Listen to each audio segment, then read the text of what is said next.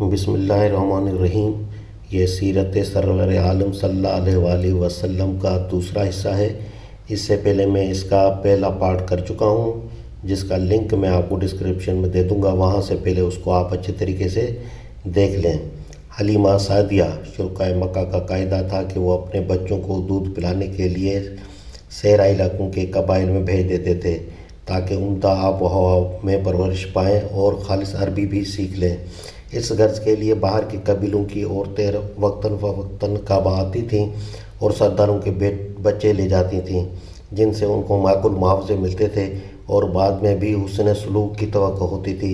اسی سلسلے میں حضور صلی اللہ علیہ وآلہ وسلم کی ولادت کے کچھ مدت کے بعد ہی بنی سعد بن بکر قبیلہ حوازن کی ایک شاخ کی کچھ عورتیں بچے لینے کے لیے مکہ گئیں، جن میں حلیمہ سعدیہ بھی اپنے شوہر حارث بن عبداللہ کے ساتھ شامل تھیں۔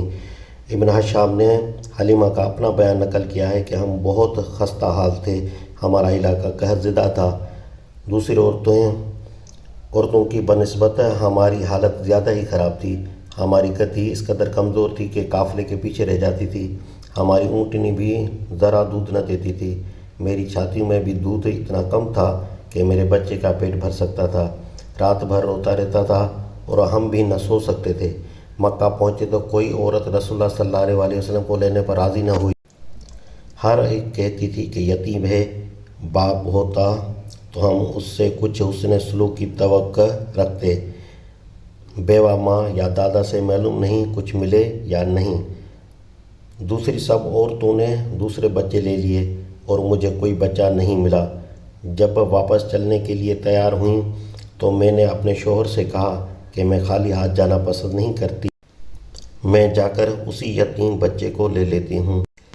شوہر نے کہا کیا مذائقہ ہے، اگر تو ایسا کر لے ہو سکتا ہے کہ اللہ اسی میں ہمیں برکت دے دے۔ چنانچہ میں گئی اور صرف اس لیے اس بچے کو لے لیا کہ کوئی اور بچہ مجھے نہ ملا تھا۔ اپنے پڑاؤ پر پہنچ کر اس بچے کے منہ میں اپنی چھاتی دی تو اتنا دودھ اترا کہ وہ بھی سیر ہو گیا اور اس کے دودھ شریک بھائی نے بھی خوب پیٹ بھر کر پی لیا۔ پھر میرے شوہر نے اونٹنی کا دودھ نچوڑنا شروع کیا تو اس نے اتنا دودھ دیا کہ ہم دونوں اچھی طرح سیر ہو گئے اور رات ہم نے بڑے آرام سے گزاری۔ صبح میرے شوہر نے کہا خدا کی قسم حلیمہ، تو نے تو بڑا ہی مبارک بچہ لیا ہے۔ حلیمہ کہتی ہیں کہ واپسی کے سفر میں ہماری گدھی کی شان ہی کچھ اور تھی، قافلے کے سارے گدھوں کو اس نے پیچھے چھوڑ دیا۔ میری ساتھی عورتیں کہنے لگیں کہ حلیمہ کیا یہ تیری وہی گدھی ہے جس پر تو ہمارے ساتھ آئی تھی؟ میں نے کہا ہاں۔ وہ بولیں واللہ اس کی تو حالت ہی بدلی ہوئی ہے۔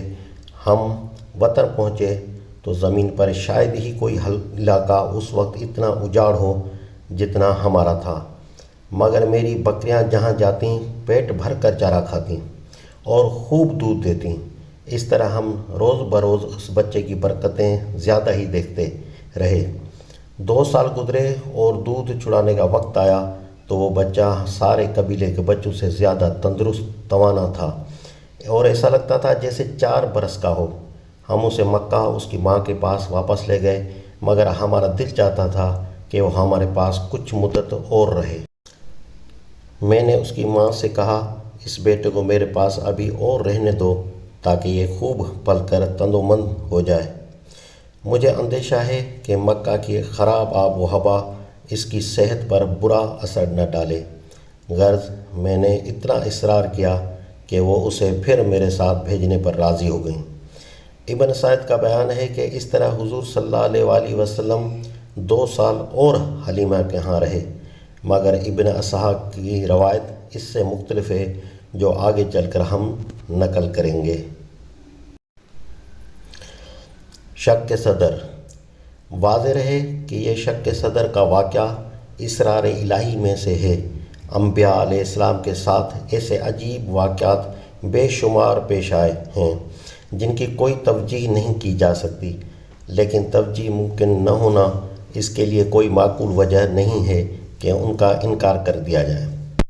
حلیمہ کا بیان ہے کہ واپس آ کر ہم ابھی 2-3 ہی مہینے رہے تھے کہ ایک روز وہ بچہ اپنے رضائی بھائی کے ساتھ ہمارے گھروں کے پیچھے ہماری بکریوں میں تھا کہ اتنے میں اس کا بھائی دوڑتا ہوا آیا اور کہا کہ میرے قریشی بھائی کے پاس 2 سفید پوش آدمی آئے اور انہوں نے اس کا پیٹ چاک کر دیا۔